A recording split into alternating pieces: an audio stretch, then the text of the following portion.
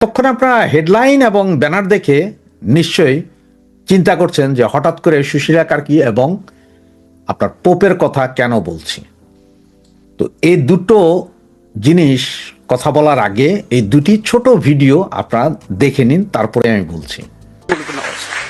किनभने नेपालीहरूले जीवनभरि दुःखै पाएका छन्, अति दुःख पाएका छन्। नेपालीहरूको विकास भएको छैन।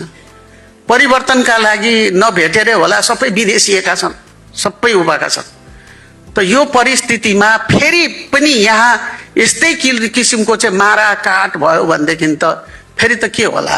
त्यसै कारण चाहिँ त्यो बङ्गलादेश चाहिँ नबनोस् भन्ने मलाई लागेको। अब अहिलेको अवस्था हो भने सबै नेपालीहरूले Here I would especially call to mind the many victims of violence, including religiously motivated violence in Bangladesh, in the Sahel region, and in Nigeria, as well as those of the serious terrorist attack last June on the parish of St. Elias in Damascus. Nor do I forget the victims of jihadist violence in Cabo Delgado, Mozambique. ভিডিওগুলো দেখলেন। ভিডিওতে নেপালের interim গভর্নমেন্টের প্রধান যিনি আছেন সুশীলা কার্কি, তিনি অবশ্য নেপালের সর্বপ্রথম মহিলা প্রধানমন্ত্রীও ছিলেন এক সময়। তিনি বলছেন যে বাংলাদেশের মতন হতে দিবেন না নেপালকে, মানে নেপালের অবস্থা বর্তমানে যা, তাতে তিনি চান না যে এই দেশও বাংলাদেশের পরিস্থিতি আসুক।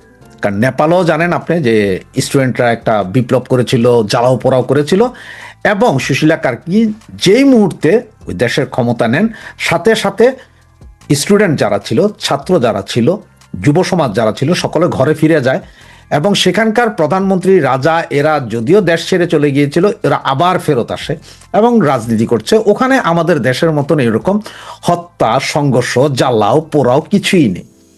কারণ ওদের দাবি ছিল, দাবিতে সরকার প্রধান চলে গিয়েছিল, এরপরে সেনাবাহিনী এবং ইন্ট্রিম গভর্নমেন্ট ক্ষমতা নেয়, নিয়েই বলে যে 6 মাসের ভিতরে ইলেকশন দিয়ে দিবে, যে জিতবে সে আসবে। ওকে, ওয়েল অ্যান্ড গুড, কোনো সমস্যা নেই। কিন্তু সেই থেকে বাংলাদেশের অবস্থা কি? বাংলাদেশে আমাদের নোবেল বিজয়ী এসেছেন, এরপরে হত্যা, খুন, ধর্ষণ তো কমেই নেই, বরঞ্চ আওয়ামী লীগ নেতাকর্মীদেরকে দেদারসে হত্যা করছেন, এবং এইটাই নাকি ওনাদের দ্বিতীয় স্বাধীনতা। একই ধরনের ঘটনা যখন নেপালেও ঘটেছে, নেপাল শান্ত হয়ে গেছে, বাংলাদেশ এখনো শান্ত করতে পারেনি, কারণ এটা জিয়ে রাখা হয়েছে। সেই সময় গতকাল বা পরশু হতে পারে, সুশীলা কার্কি টিভি সেটের সামনে বসেই বলেছেন যে আমরা নেপালকে বাংলাদেশের মতো হতে দিতে পারি না, মানে মৌলবাদীদের আখড়া, হত্যা, ঘুম, নৃশংসতা হতে দিতে পারি না, কারণ আমাদের নেপালের জনগণ অনেক কষ্ট করেছে, অনেক কিছুই করেছে, তবে আমরা চাই না এই দেশ আরেকটা বাংলাদেশ হয়ে যাক। এরপরে আপনারা দেখেছেন যে পোপের কথা।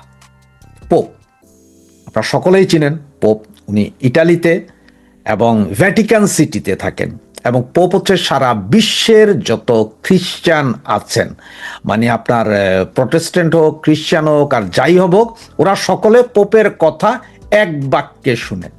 এবং পোপ যেদিন বিবৃতি দিতে আসে বা কোনো ভিডিওতে এসে কিছু বলে, সেদিন সারা বিশ্বের যত খ্রিস্টান ধর্মের লোক আছে ওরা খুব মনোযোগ দিয়ে শুনে। সারা পৃথিবীর সমস্ত রাষ্ট্রপ্রধান থেকে শুরু করে সকলেই খুব মনোযোগ দিয়ে শুনে। এবং তিনি গতকাল দ্ব্যর্থহীন ভাষায় বলেছেন, বাংলাদেশে যেভাবে মাইনরিটি হত্যা করা হচ্ছে, হিন্দু, বুদ্ধিস্ট, খ্রিস্টান হত্যা করা হচ্ছে, এটা মেনে নেওয়া যায় না। আর এই কথা যখন পোপের মুখ থেকে শোনা যায়, তখন কিন্তু সারা পৃথিবীর মানুষ, বাংলাদেশ তো বহুত দূরের, পৃথিবীর যত চিন্তাশীল, মুক্তমনা মানুষ, আইডিওলজি বিশ্বাস করে মানুষ, সকলেই খুব মনোযোগ দিয়ে শুনে। এবং পোপের কথা ফেলে দেওয়ার মতন ক্ষমতা পৃথিবীতে এখন পর্যন্ত কেউ দেখায়নি।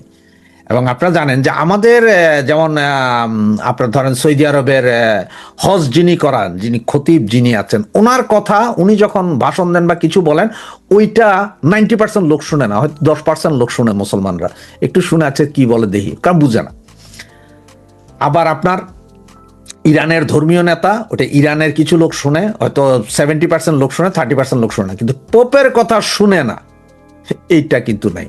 আমেরিকান রাষ্ট্রপতি কিছু বললে যেমন শুনে, সারা পৃথিবীর রাষ্ট্রপতিরা যে কি বলে ফেলতেছে, এবারটা কারে মারবে কারে ধরবে, ঠিক পোপের কথা শুনে।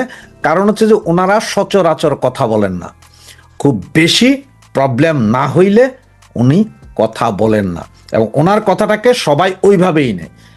এখন এতদিন যখন আমরা চিল্লাচ্ছিলাম যে মাইনরিটি হত্যা হচ্ছে, হিন্দু নিধন হচ্ছে, আওয়ামী লীগ নিধন হচ্ছে, অমুক নিধন হচ্ছে, তমুক নিধন হচ্ছে, এইটা যতটুকুই বা মানুষ শুনেছে, পৃথিবীর মানুষ, গতকালকে পোপের এই ভাষণের পর সারা বিশ্বের মানুষই মনোযোগ দিয়ে শুনেছে, এবং তারা এখন চিন্তা করছে আসলেই বাংলাদেশের অবস্থান কি। আর এতেই কিন্তু একটা বিশাল ক্ষতি হয়ে গেল বাংলাদেশের। একদিকে সুশীলা কার্কি, যিনি নেপালের ইন্ট্রিম প্রধান, একটা ছোট্ট দেশ, আমাদের 4 ভাগের 1 ভাগ, যাদের অর্থনীতি, ইকোনমি সবকিছু আমাদের চেয়ে অনেক অনেক নিচে, 1000 গুণ নিচে, সেই দেশের প্রধানমন্ত্রী বলে দেন যে আমরা নেপালকে বাংলাদেশ হতে দিতে পারি না। আরেকদিকে পোপ, যাকে সারা বিশ্বের সকলের সম্মান এবং শ্রদ্ধার চোখে দেখেন, তিনি বলছেন বাংলাদেশে হত্যা, খুন, গুম চলছে এবং সংখ্যালঘুদের উপর নির্যাতন হচ্ছে, এটা মেনে নেওয়া যায় না। এই কথাটা যখন পোপের মুখ থেকে আসে, তখন সারা বিশ্ব দ্বিতীয়বার চিন্তা করতে বাধ্য হয়। আসলে দ্বিতীয়বার চিন্তা করতে না, তখন তারা সিদ্ধান্তে উপনীত হয় যে বাংলাদেশ আসলে একটা জঙ্গি রাষ্ট্রে পরিণত হচ্ছে, এবং সেই দিকেই বাংলাদেশ যে যাচ্ছে বা চলে গেছে, সেটা এতদিন যে সমস্ত সাধারণ জনগণও জানতো না, ইউরোপ, আমেরিকা বা অন্য দেশের, তারাও এখন জেনে গেছে যে বাংলাদেশ একটি জঙ্গি রাষ্ট্রে পরিণত হয়েছে। সুতরাং আমাদের পরিস্থিতি যে আসলে কোথায় যাচ্ছে, সেটা এখন দেখার বিষয় আর নেই, সেটা এখন অনুভবের বিষয় নেই, সেটা এখন আমরা সকলে চাক্ষুষ দেখছি, এবং এরপরে পরিস্থিতিটা আরো খারাপ হবে, সেটাও আমরা হয়তো দেখতে থাকবো, যদি বাংলাদেশের জনগণ এখনো জেগে না ওঠেন। লাখো মানুষ যদি যমুনা ঘেরাও করে এদেরকে না নামান, তাহলে এই পরিস্থিতি আরো খারাপ হবে। আন্তর্জাতিক বিশ্বে আমাদের মান সম্মান জিরো এখন। এরপর হয়তো নিষেধাজ্ঞাই দিবে আমাদেরকে সকলকে, যে বাঙালি বললেই রাস্তাঘাটে ঘৃণার চোখে দেখবে, থুতু দিবে আমাদের মুখে। দর্শক, বিড়ি বিড়ি বিড়ি, সারা বাংলাদেশে বিড়ি, সারা বাংলাদেশে বিড়ি খাওয়ার ধুম পড়েছে। দোকানে দোকানে, অলিতে গলিতে, জলে স্থলে, অন্তরিক্ষে, বাসার ছাদে, সর্বত্র বিড়ি টানছে বিড়িখোররা। কারণ তারা একটা আশ্বাস পেয়েছে, জামাতের একজন প্রার্থী, সম্ভবত মালয়েশিয়া ফেরত ফয়জুল হক, তিনি বিড়ি সম্পর্কে বলেছেন, সুখ টান দিয়ে দাড়িপাল্লায় ভোট দেবেন, আল্লাহ আপনার গুনাহ খাতা মাফ করে দেবে।